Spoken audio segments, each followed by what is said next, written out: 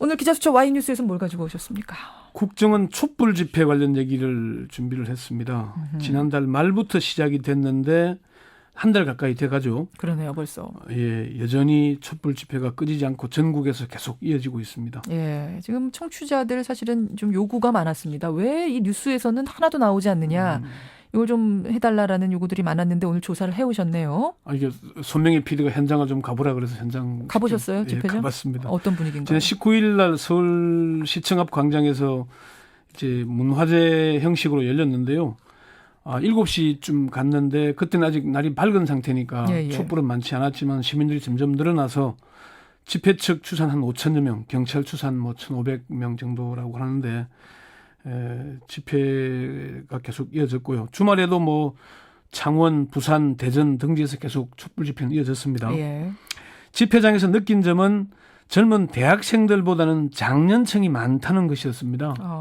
87년 6월 항쟁 당시에는 대학생들이 앞장서고 넥타이 부대로 불리던 청장년층들이 동조하는 형식이었는데 그렇죠.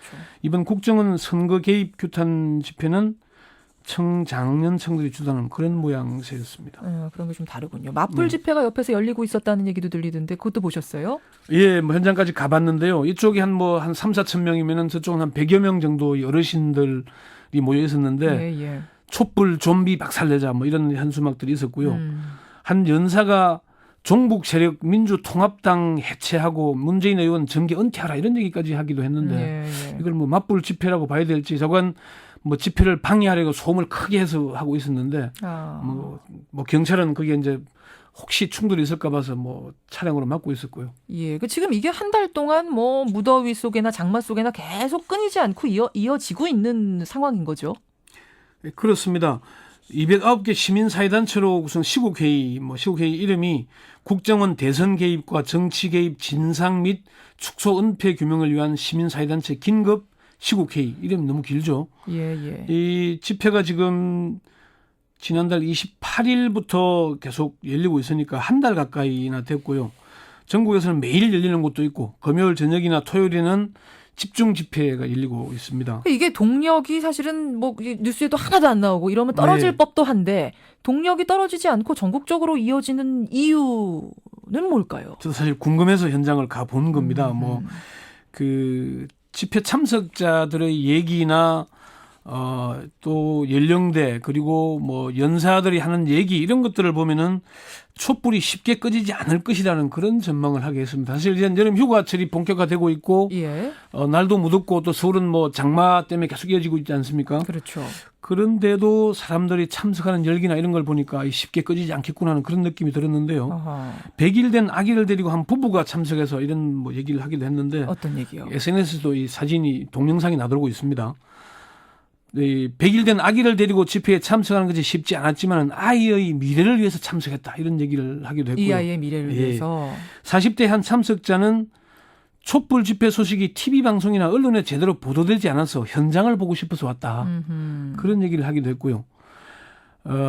표창원 교수는 그런 얘기를 했습니다. 국정원 국정조사가 진행되는 동안에는 국정조사를 제대로 하라는 집회가 계속될 것이고 혹시 국정조사가 흐지부지 되면은 더 큰 규모의 집회가 열릴 수도 있다 이런 얘기를 했습니다. 김현정은 그 얘기대로 그 언론 보도에서는 사실 찾아보기가 힘듭니다. 지금 레인보우로 김진아님 외에 여러분도 문자를 주셨는데 왜 공중파 뉴스에는 이 정도 돼도 아무런 보도가 없습니까? 지난 19일과 20일, 21일, 4일, 3일 동안에 집회가 이어졌는데 공중파 TV인 KBS, MBC, SBS에서는 19일 SBS에서 단신으로 한 차례 딱 보도했을 뿐이랍니다. 주요 뉴스에서 빠져 있답니다. 이날 집회에서도 그런 얘기들이 많았는데요. 한 시민사회단체 관계자는 방송사에서 현장 취재는 많이 하는데 보도가 안 된다. 취재까지는 나오는데. TV 카메라들 많습니다. 사진 카메라도 많고. 그럼 편집 과정에서 빠진다는 얘기인가요? 뉴스 편집 과정에서 빠지니까 한 관계자는 이게 언론 보도 지침 혹시 신보도 지침이 있는 게 아닌가 그런 의혹을 제기하기도 했고요. 의심할 정도로. 그날 19일 촛불문화제 사회자가 사진기자 취재 기자들을 그 무대로 불러 올려서 포토타임까지 하게 됐습니다. 좀 보도 좀 해달라. 좀 그런 얘기를 하기도 했고요. 사실 페이스북이나 트위터 등에서는 쉽게 볼 수 있고요. 또 현장을 유튜브로 중계도 합니다. 오마이TV나 팩트TV에서 중계도 하고 있었는데 기존의 언론 보도에서는 볼 수 없다는 게 참 안타까운 일이기도 합니다. 그렇죠. 그러면 제일 중요한 거, 이 촛불 집회에서 구체적으로 요구하는 요구사항은 뭔가요? 한마디로 정리하자면 국가정보원의 대선 개입과 정치 개입 의혹에 대한 진상규명과 재발 방지를 똑바로 해라, 이런 요구. 요구입니다.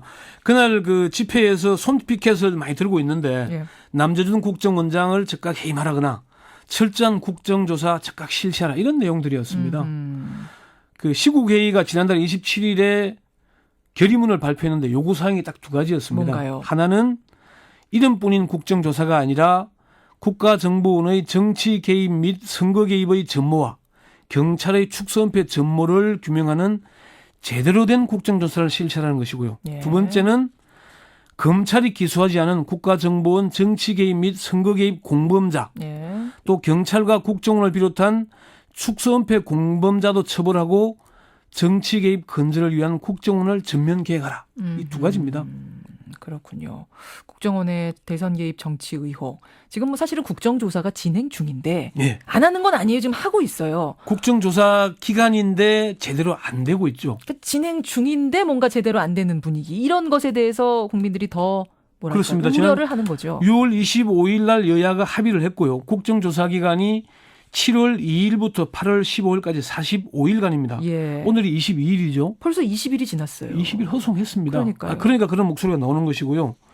국정조사 특유의 명칭이 국가정보원 댓글 의혹 사건 등의 진상규명을 위한 국정조사 특별위원회 아닙니까? 예. 이게 사실 기관 보고가 이제 뭐 24일 법무부를 시작으로 25일 경찰청, 26일 국정원으로 보고가 돼 있는데 이게 진상이 제대로 밝혀질지가 사실 의문입니다. 이미 국정원 기관 보고는 또 금요일 날로 정해졌죠. 예. 그리고 언론에서는 국정조사가 본격화되기도 전에 여야 공방으로 제목을 뽑고 있습니다. 예. 아무리 중요한 사안이라도 언론에서는 정치권의 공방, 여야 양쪽의 주장에만 기계적인 균형을 맞추면 된다, 이런 생각을 갖고 있는 것 같아요. 그래요. 저는 지난달 17일 참 이 얘기를 한 가지 소개하고 싶은데, 정청래 의원이 오늘이 재헌절인데 헌법 1조 1항이 실현되지 않고 있다면서 현재 대한민국의 권력은 국정원에 있고 모든 권력은 국정원에서 나고 있다라고 꼬집었습니다. 헌법 1조 1항을 패러디한 얘기죠. 그래요. 그러니까 촛불 집회가 꺼지지 않고 있는 이유가 이명박 정부에서 이뤄진 국정원 정치 공작, 대선 개입의 진상규명에 대한 국민 여론이 높다는 걸 반증하는 거 아니겠습니까? 예. 그러니까 좀 제대로 된 국정조사를 하고 다시는 이런 일이 일어나지 않도록 재발 방지 대책을 좀 마련했으면 좋겠는데, 국민들이 두 눈 부릅뜨고 지켜봐야 되겠죠. 여야 모두 다 그렇게 하자라고 말은 하는데 예. 진행되는 걸 보면 지지부진하니까 국민들이 여기저기서 일어나는 거겠죠. 그렇습니다. 권영철 기자 수고하셨습니다. 네, 수고했습니다.